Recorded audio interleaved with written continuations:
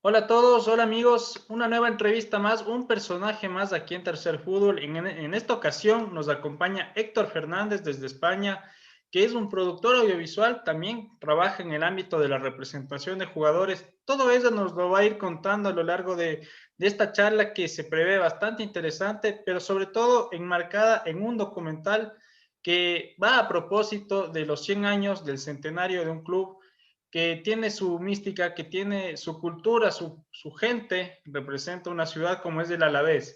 El documental es Los 2000 Pasos y empiezo por ahí, Héctor, antes de darte la bienvenida. ¿Por qué Los 2000 Pasos? Y bienvenido a Tercer Fútbol. Un placer, gracias por invitarme, gracias por querer conocer más de esta historia, de estos 2000 pasos del documental oficial del centenario del Deportivo Alavés.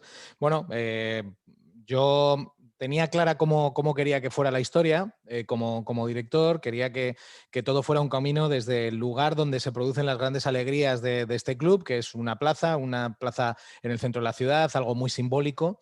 Allí es donde se celebran los éxitos, donde se celebran los títulos, y queríamos reflejar un recorrido que cada fin de semana los aficionados del Alavés hacen desde ese centro de la ciudad hacia el estadio, ¿no? Y que eso fuera un poco la imagen del puro éxito del club, con sus alegrías, sus tristezas, sus penas, sus malos momentos, sus buenos, sus grandes momentos, y que todo fuera un poco el espejo de lo que somos, ¿no? Digo somos porque yo soy de Vitoria, para mí ha sido una responsabilidad muy grande rodarlo, aunque llevo muchos años viviendo fuera en Madrid y Barcelona desde el año 2006.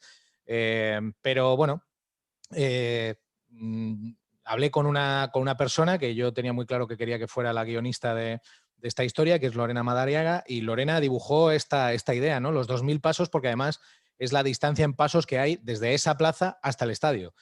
Con lo cual, bueno, pues era un recorrido prácticamente, no exacto, pero sí aproximado, porque para unos eran 2050 y para los otros 1920, pero sí, esos 2000 pasos pues reflejan un poco ese recorrido y ese camino por la historia del club.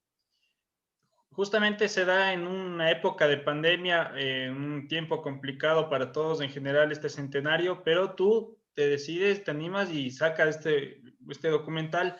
¿Cómo fue el proceso de producción? ¿Cómo fue rodarlo a los 2000 pasos?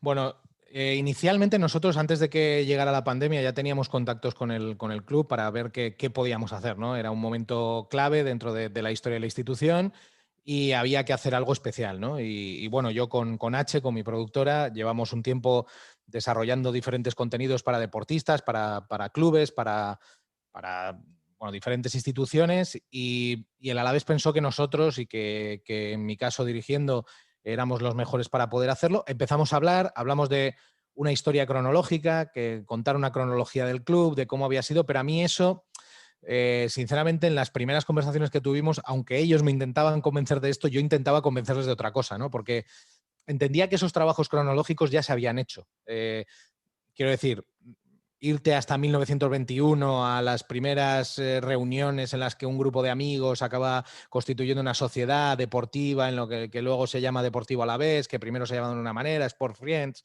Bueno, yo creo que todo eso estaba contado y que había una generación de periodistas que ya lo había contado, ¿no? Y por eso a mí me hacía ilusión hacer algo más, no voy a decir cinematográfico, pero sí, un poco en ese camino, ¿no? Contar una historia más emocional, sentimental, que una historia cronológica, porque ahora mismo la mayoría de la gente que lo haya visto, sobre todo socios, quizá en tu caso es diferente porque, bueno, pues conoces la historia del club de otra manera, pero igual un socio de toda la vida de Vitoria echa de menos a gente, ¿no? Y está bien que echen de menos a gente, porque la gente que aparece es muy poca. Y Sí. aquí con lo que sucedió con la pandemia. Al llegar la pandemia, no es que fuera una excusa, pero sí nos dio un argumento para explicarle al club e intentar convencerles de que no podíamos hacer milagros. Es decir, nos hubiera encantado que el jugador extranjero que más veces se ha puesto la camiseta del Alavés, que es Martín Astudillo, el argentino, hubiera estado en ese documental, pero por la pandemia no podía ser.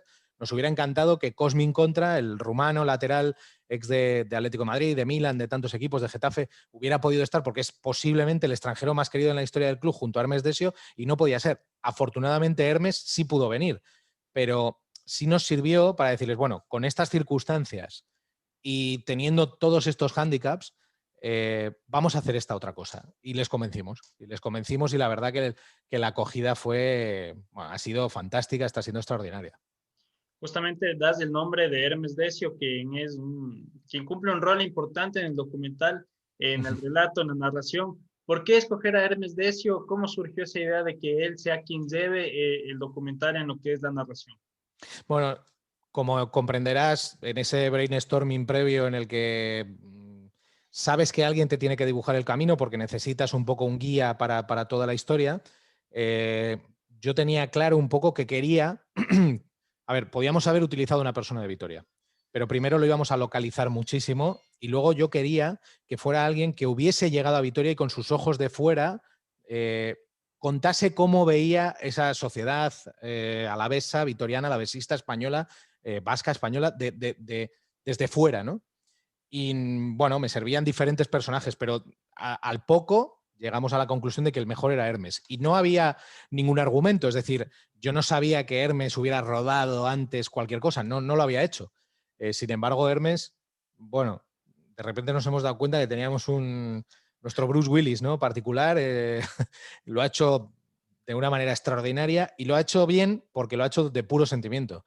Yo le conozco a Hermes de cuando era jugador, cuando estaba en Vitoria, que es pura pasión y bueno, representaba muy bien lo que queríamos y lo ha hecho, bueno, yo creo que extraordinariamente bien. Y sobre todo, y principalmente por lo que lo utilizamos es porque la gente le quiere mucho y por eso tiramos de él. Justamente hay un contenido, obviamente, en este documental que es de lo que es el Alavés y su centenario, pero hay bastante emotividad.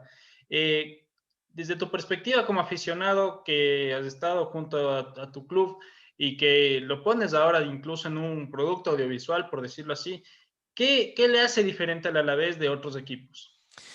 Bueno, le hace diferente que, por ejemplo, hemos vivido situaciones muy turbias y se reflejan, de hecho, en la historia aparecen, pero yo voy a ponerte un ejemplo, ¿no? El Alavés es un equipo que en un momento concreto de su historia tiene que jugar un partido en tercera división y lo tiene que jugar en un campo de un barrio de Vitoria, con todo lo que supone. Es decir, hay un momento digamos, de podredumbre de la institución, económicamente el club se está desmoronando, decae tanto que llega a jugar contra un equipo de un barrio de la ciudad, que es ya como el sumum de los desastres, ¿no? Bueno, pues de ese momento la gente está orgullosa. Es decir, como todo el mundo quiere decir que estuvo en ese partido. Ese partido se jugó y aparecen las imágenes que las hemos podido rescatar gracias a la televisión pública vasca, a ETV, en un campo de arena, en unas condiciones lamentables. Y ese partido es un poco símbolo de lo que es el Alavés, de la resiliencia, ¿no? De esa capacidad para caerte y volver a levantarte. Y creo que ese es un poco el ejemplo de lo más abajo que se pudo estar y también en un momento en el que había gente que, bueno, con la Real Sociedad alrededor, que venían de ganar ligas, con el Athletic de Bilbao que también, años 80, ver al Alavés en los principios de años 90 jugando en tercera división en un campo de arena contra un equipo de un barrio de la ciudad, era como un desastre. Y sin embargo estamos orgullosos de ello. Tan orgullosos como de haber jugado en Dortmund, la final de la Copa de la UEFA. Eso es lo que nos hace diferentes, que por encima de todo hay amor al club, a los que han vestido esa camiseta, un respeto y una educación, yo creo que diferente y que nos hace singulares, ¿no? Sabemos que el aniversario, precisamente en su fecha exacta, es el 23 de enero que se cumplió en este 2021, el centenario. A lo largo de estos meses, ¿cómo ha sido la recepción que ha tenido el documental? ¿Cómo lo ha percibido la gente? Quizás algún aficionado a la vez ya se te habrá acercado y te habrá dicho alguna cosa. ¿Cómo ha sido esa recepción? Bueno, como decía antes al principio, tiene que generar, cuando tú creas un contenido, genera debate, ¿no? Es decir, tiene que crear opinión. Puede haber gente que esté encantadísima, puede haber gente que no le guste, pero yo preparé a mi equipo para las críticas. Es decir, nosotros estamos acostumbrados a crear un producto que sorprende. Y como un producto que sorprende, casi siempre las críticas son muy buenas. Es decir, salvo uno en concreto, que fue la decisión, el docu que hicimos con Antoine, con Griezmann, que ahí, bueno, era un producto completamente diferente, que iba a crear una opinión enfrentada y una opinión positiva, muy distinta. Pero sí de la crítica en general como algo muy particular, pero todo lo demás que hemos hecho ha sido desde un punto de vista positivo, la despedida de Diego Godín del Atlético de Madrid, un aniversario de partidos de Coque en el Atleti también, la presentación de Serginho Dest en el Barça, diferentes vídeos para el Real Madrid, todo era en clave positiva, pero aquí vas a reflejar algo que tú dices que es el resumen de una historia y ahí la gente va a decir, pues a mí me falta un jugador, pues a mí me falta un momento, pues a mí me falta aquello. Y yo preparé al equipo que va a decir, oye, esto va a pasar. Hay que aceptar que las críticas van a llegar y hay que asumirlas, ¿no? Y increíblemente, han sido muy pocas las críticas negativas. Es decir, siempre con mucho respeto, gente que echa de menos a jugadores. Ha habido jugadores, te puedo decir, ha habido jugadores a los que se ha invitado que no han querido aparecer. Por miedo al tema COVID, por circunstancias de desplazamientos y organización familiar, pues diferentes justificaciones, y se les echa de menos. Y yo les entiendo, pero la mayoría de la gente ha hecho una crítica muy positiva de la historia. Y a mí me ha sorprendido que, que esa acogida positiva haya estado por encima del 95%. O sea, que es algo atronador, ¿no? Con lo cual, lo hemos hecho bastante bien. De la mano el club, mi equipo y yo dirigiéndolo, ¿no? ¿Cómo has hecho para que 100 años de historia, un siglo, entre en una hora? Es muy difícil, muy, muy, muy difícil. Porque en el cribado constante al que hemos tenido que someter a las entrevistas, a los encuentros, a los momentos que hay durante todo el docu, bueno, te dejas por el camino cosas como, por ejemplo, hay un momento en el que Jorge Valdano relata cómo fue su despedida del Alavés. Él relata que ficha por el Real Zaragoza, se marcha a Zaragoza con un compañero y el hotel en el que están alojados, y él a última hora decide que no va, que se queda en Vitoria. Eh, el hotel en el que tenían que estar alojados sufre un gran incendio. Hay muchos fallecidos en aquel incendio. El compañero de Jorge Valdano sufre pues, diferentes afecciones pulmonares por inhalación de gases y estas cosas.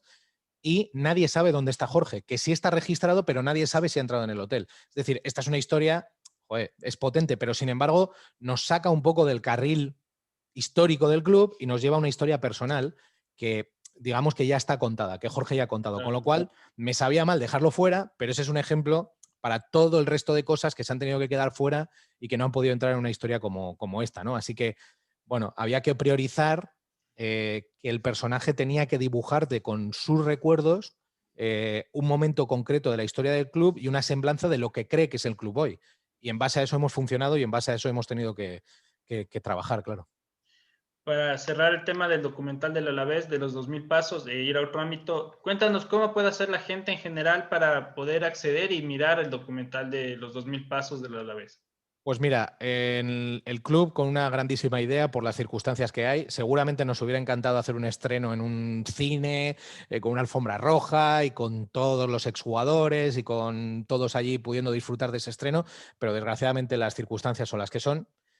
No se puede hacer, no se ha podido hacer, pero sin embargo el club tuvo la maravillosa idea de hacer un estreno en una página web accesible para todo el mundo y que todo el mundo pudiera verlo y disfrutarlo. En la web del Deportivo Alavés hay un acceso a la web del Centenario y en esa web del Centenario, de manera gratuita, se puede ver el documental y disfrutar en una plataforma tan sencilla como Vimeo. Así que más sencillo imposible. Sí, sí, bastante accesible para que en cualquier lugar del mundo se lo pueda observar y nuevamente recomendar que es un muy buen documental que en lo personal me gustó bastante. Bueno, aprovechando tu presencia, Héctor, también te dedicas a la representación de jugadores. Cuéntanos un poco más de cómo es el trabajo en ese ámbito, específicamente a quién te dedicas, por ahí algún jugador con el que trabajas directamente. Bueno, durante muchos años yo he trabajado en los medios, yo me he formado en los medios de comunicación, he dirigido programas, he trabajado en Onda Cero, en la radio en España mucho, mucho tiempo, dirigiendo programas por la noche, deportivos, que aquí hay mucha tradición de radio deportiva nocturna, retransmisiones en directo, he estado en Juegos Olímpicos, Mundiales, he disfrutado de todo. Hubo un momento en el que yo me planteé un cambio y ese cambio llegó hace 2 temporadas cuando decidí bueno, que quería comprobar cómo eran otros mundillos, ¿no? Y me metí en este mundillo de la representación como director general de Bayern Ford, que es la agencia de representación de Antoine Griezmann. Bastante responsabilidad, bastante ruido, ahora mismo también. Desde una parcela con mi expertise un poco en la gestión de la comunicación, trabajamos con varios jugadores. Bueno, Bayern Ford cuenta con jugadores en Francia, en España, aparte de Antoine, otros jugadores que se anunciarán dentro de poco. Y bueno, es un mundo diferente, es un mundo distinto donde digamos que si en el periodismo toda la crítica a veces se convierte en algo personal, esta parte es mucho más deshumanizada, digamos que cosifica mucho más a los personajes. Algunos lo hacen por protección, por no empatizar demasiado con el jugador, porque si ese jugador cambia de agencia, pues te va a doler. Si es algo, haces algo personal, vas a sufrir mucho más.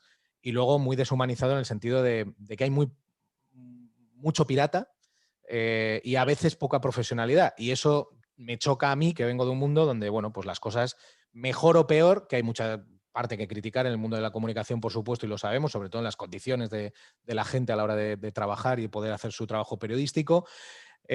Bueno, pues a mí me choca y me tiene un poco desconcertado. Pero yo estoy aprendiendo, llevo 2 años aprendiendo con presión, porque esto es otro tipo de presión, otro tipo de trabajo.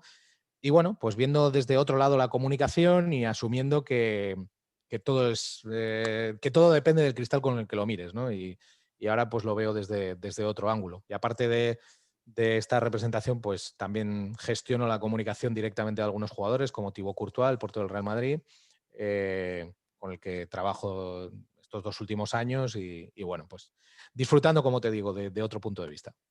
Bueno, nombres importantes. Obviamente me surge la curiosidad y preguntarte cómo es trabajar en un contexto con Antoine Griezmann, con Courtois. ¿Cómo es ese desenvolvimiento desde tu parte en tu profesión?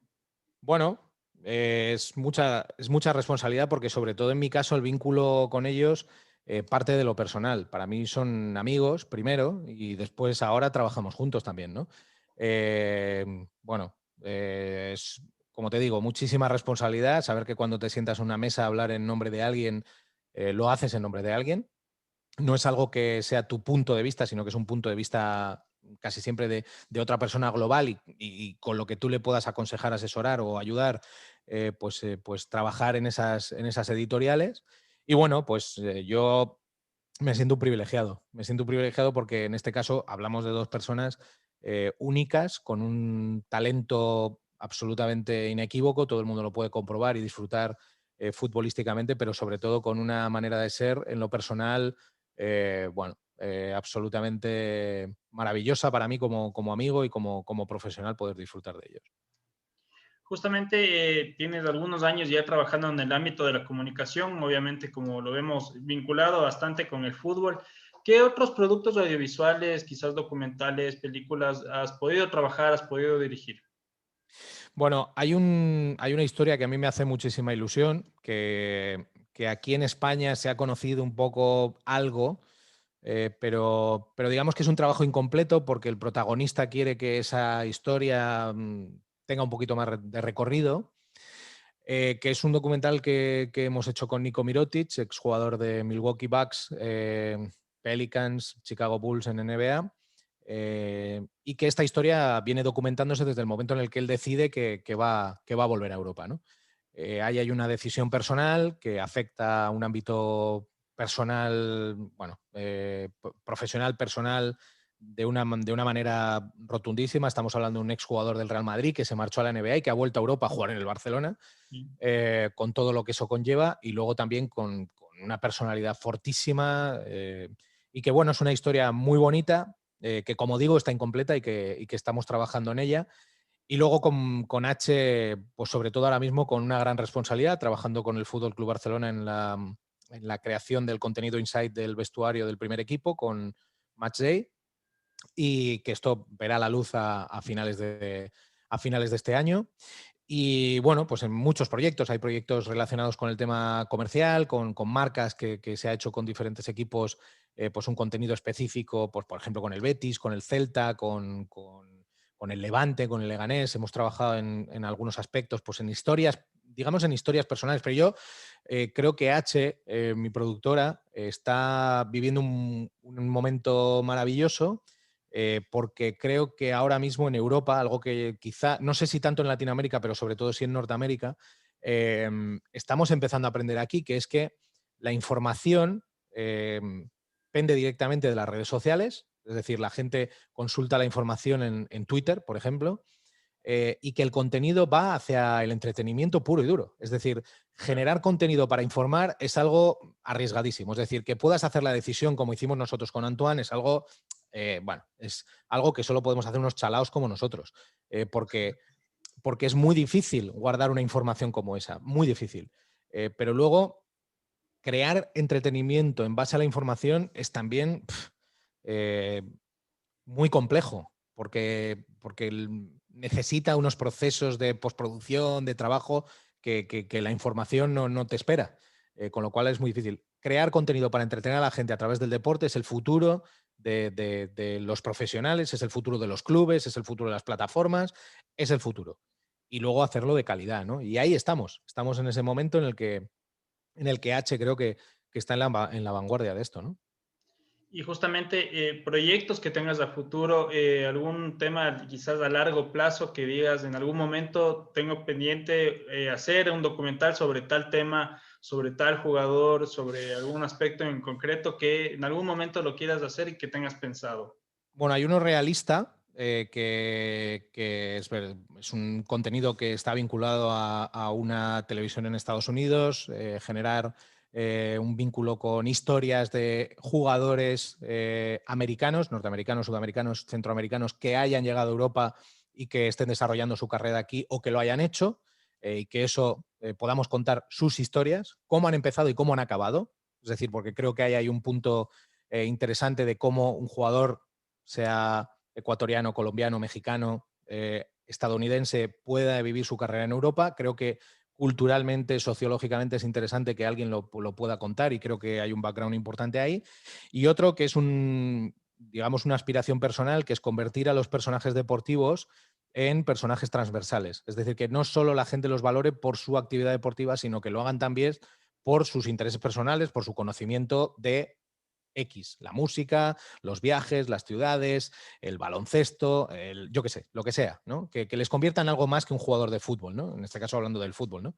Y bueno, pues eso es una aspiración mía, sobre todo en un caso concreto de relacionarlo con hechos históricos y que un deportista te pueda contar la historia, porque quizá sea más accesible para, no sé, un adolescente ver, me lo invento, a David Beckham contando, como hizo en su momento, una travesía por el Amazonas, que hacerlo con David Attenborough, ¿no? Que por muy interesante y muy preparado que esté, quizá hoy, en el mundo de la comunicación de hoy, no sea algo tan, digamos, accesible o, bueno, digamos, interesante de ver, así como punto de partida para un adolescente, ¿no? Que busca influencers o otro tipo de perfiles, ¿no? Así que, bueno, esa es un poco una meta personal a medio largo plazo, pero estoy seguro que un día algo haremos. Bueno, para ir cerrando la entrevista, tengo que hacerte otra pregunta, que hemos hablado de representación de jugadores, nombres importantes como Griezmann, Courtois, el documental de los 2000 pasos del Alavés. Es evidente que a lo largo de todo lo que tú vienes desarrollando hay un eje central que es el fútbol. Mm. ¿Qué es para ti el fútbol? Bueno, para mí es un entretenimiento. Para mí es un entretenimiento que se ha acabado convirtiendo en mi profesión, porque yo, digamos que cuando yo sueño de niño, mi sueño de niño es contar historias. Yo escuchaba la radio y escuchaba contadores de historias en España y, bueno, periodistas de mucho prestigio de otros países. Yo escuchaba cómo contaban historias. A mí me encanta contar historias. Y eso es lo que me mueve y esa es la pasión que me genera. Entonces, contar historias relacionadas con el fútbol bueno, está muy bien. Creo que ha perdido algo de brillo con la sociedad de la ultracomunicación en la que nos encontramos. Es decir, no digo que no esté bien que todo el mundo pueda tener su punto de vista, pero sí que ha perdido un punto de romanticismo que alguien nos cuente qué ha pasado en determinado sitio. Por ejemplo, el maracanazo, ¿no? Que te lo cuenten con aquella épica, con aquella historia, pues bueno, te lo puedes creer o no, pero es bonito de leer, ¿no? Entonces, el fútbol a mí me ha dado muchas cosas, me ha dado sobre todo grandes amigos. Yo he tenido la suerte de vivir un mundial en Sudáfrica y ver a España cómo ganaba un mundial, estando en el Soccer City, allí vivirlo en directo, ver el mejor partido o a un equipo jugar el mejor partido que he visto en mi vida, que fue a la selección española ganar la Eurocopa 2012 con un baile a Italia, como no he visto otro igual en directo, en el estadio, que yo estaba en Kiev viendo aquel partido en directo.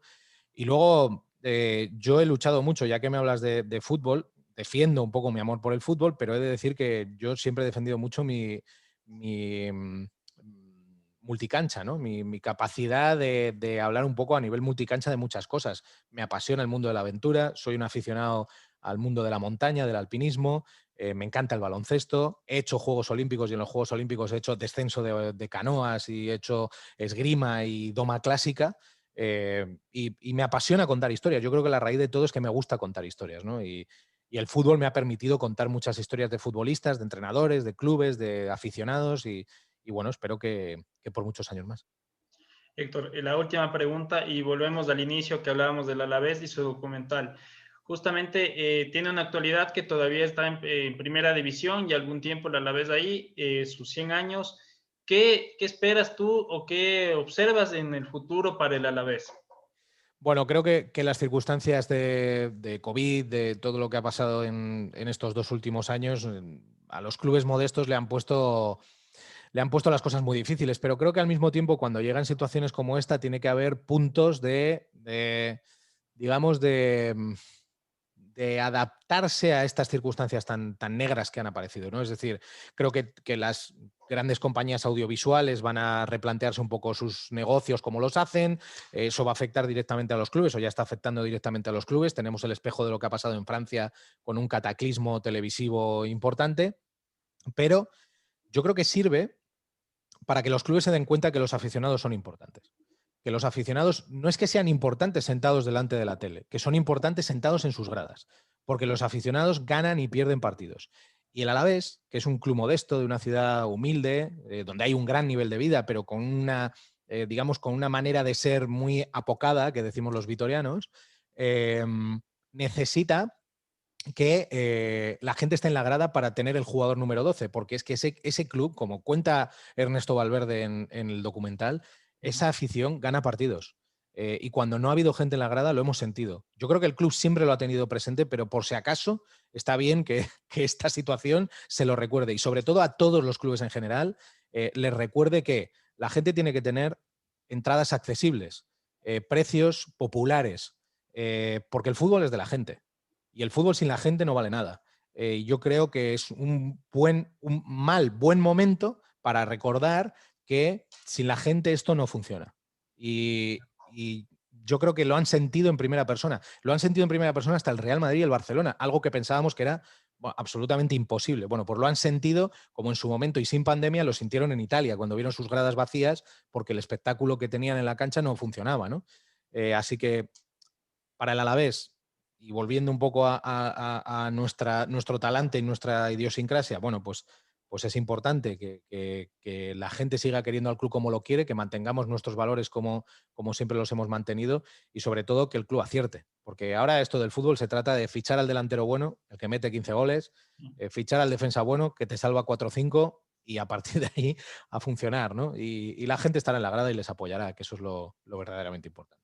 Sí, bueno, y me quedo con eso porque me consta, la verdad que he tenido la suerte de ver un partido en vivo del Alavés, bueno, de visitante, jugando el Alavés de visitante, coincidió que yo estaba junto a la afición del Alavés y sí, una afición que, como decimos acá en Sudamérica, alienta bastante, anima bastante y que me sorprendió mucho porque muy característico eso en equipos de España que yo no había visto y me sorprendió que jugaba contra el Sevilla en octubre del 2016, varios kilómetros que transcurrir para llegar a Sevilla desde Victoria y marcar presencia, ¿no? Y se notó bastante en esa Bueno, afición del Alavés. además es muy curioso para la gente que nos ve desde Latinoamérica que un poco la afición, digamos, la grada de Mendizorroza está un poco afectada, en el buen sentido de la palabra, por un poco la influencia del aliento sudamericano, ¿no? Es decir, se comporta un poco como una hinchada sudamericana por el tipo de cánticos, por la manera de comportarse con los jugadores, del cariño, del vamos, vamos, ¿no? Que yo creo que se escucha mucho en la grada de Mendizorroza, que se siente muy identificada con esa manera de ser de, bueno, hasta el final vamos a estar con ellos y luego ya pues llegarán los pitos o las críticas, ¿no? Pero sobre todo desde el respeto y cariño a la institución, que está por encima de todo, que es el verdadero valor un poco del Alavés. Nadie está por encima de la institución. Y con esta cerramos, Héctor. ¿Qué es para ti el Alavés? Fíjate que yo he dado entrevistas por estar en la radio, he dado entrevistas por temas profesionales relacionados con jugadores y cosas, y al final siempre en algún momento aparecía el Alavés. Bueno, tú Alavés, ¿qué tal, no? Eh, yo me siento muy representado por el Alavés. Me he sentido representado en segunda B, en tercera, en segunda. Yo hay años de primera división que no tengo ni idea, no recuerdo lo que pasó porque yo estaba pues en mi segunda división con el Écija, con el Polideportivo Ejido, con el Algeciras, con, bueno, pues con las peleas nuestras de entonces de volver a estar en primera, ¿no? Eh, para mí, bueno, es mi equipo, es lo que me mueve emocionalmente, sufro mucho, pierdo la objetividad absolutamente, aunque cuando trabajaba en la radio tenía que contenerme bastante para que no se notara excesivamente, pero bueno, quiero mucho a mi club, lo mismo que quiero mucho al equipo de baloncesto, que está directamente vinculado en Vitoria el baloncesto con el fútbol, al Baskonia. Y bueno, pues por muchos años más, por otros 100. Y esta responsabilidad que me ha regalado el club, miro para allá porque tengo la portada del documental ahí en grande. Esta responsabilidad que me ha regalado el club, pues que dentro de 100 años alguien llegue y diga, mira, hace 100 años unos chicos hicieron una cosa con mucho cariño que habló de los primeros 100, ahora nosotros vamos a contar los otros 100, ¿no? Ojalá sea un legado y para mí es un regalo que me ha hecho mi propio club, ¿no? Así que estoy muy contento y bueno, pues seguiré siendo alavesista y yendo a esos campos que nos lleve el equipo.